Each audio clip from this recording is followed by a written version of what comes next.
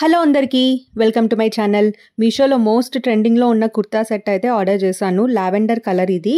Quality అయితే చాలా బాగుంది. నేను ఆర్డర్ చేసినప్పుడు కాస్ట్ 532 రూపీస్. ఇప్పుడు మనకి మీషోలో మెగా బ్లాక్ బస్టర్ సేల్ అయితే ఉంది కదా, సో కాస్ట్ అయితే జస్ట్ 451 రూపీస్ ఉంది.